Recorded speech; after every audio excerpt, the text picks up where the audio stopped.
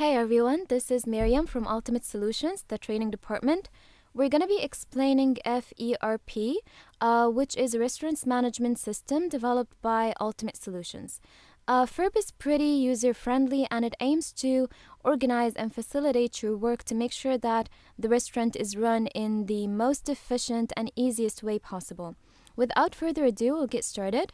First of all, we'll open the stocks. And then we're going to talk about the items transfer request. That's the first screen we're going to be talking about.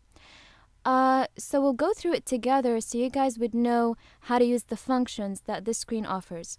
Clearly from the title, this screen is where you can place a request for a transfer.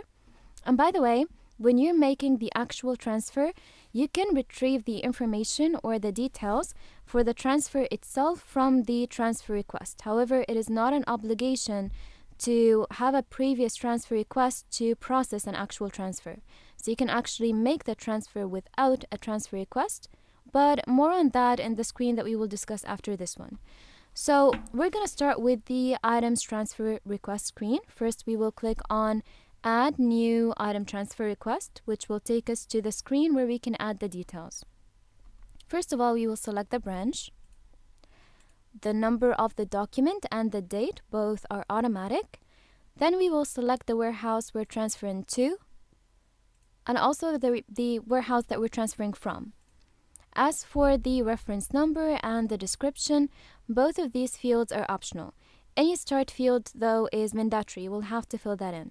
So this is the master data. We'll move on to the detailed data, which is the second tab we have here. And note that you cannot open the detailed data unless you fill in the mandatory fields in the master data. So you will click on Add Transfer Details. And then we will select the item, the measurement unit, which is going to be the kilogram in this case. And we will also specify the quantity that we're going to transfer. So that's basically everything in the screen. Don't forget to save though before you exit so that your changes would not get discarded. So then we will move on to item transfer. Alright, so like we mentioned before, you do not necessarily need an item transfer request to process an item transfer order, but you can retrieve the data in the item transfer order from an item transfer request. It's pretty flexible here, so it's really up to the user and their policy. First of all, we will click on Add. Alright, and it will take us to this screen where we can enter the transfer details. Select the branch.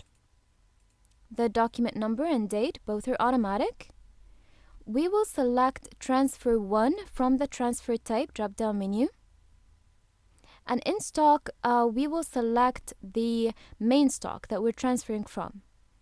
And in the other field, to stock, we will basically select the branch that we're transferring to or the warehouse that we're transferring to. Reference number and description are optional. And then we'll move on to detailed data. So in detailed data, we have two options, either to add transfer details or show item transfer requests.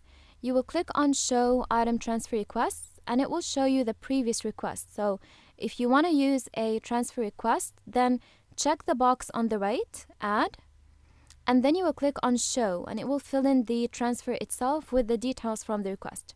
The user also has the option to modify the quantity. Alright, so the system will also give you the available quantity at the warehouse that you're transferring from. However, if you do not want to use a previous transfer request, then we will go ahead and click on Add Transfer Details. And then we will enter the data, which is the item, measurement unit, and it's the kilogram as well in this case. And we will also enter the quantity needed for this transfer. The system after that will show you the cost and also the available quantity based on the information that we have previously set up in the incoming. As for item description, that is in case you want to add any notes about this transfer, and also do not forget to save before you exit.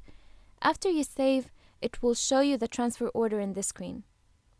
Alright, so in next lecture, we are going to be talking about the receiving transfer. Thank you for watching, and we will see you again soon.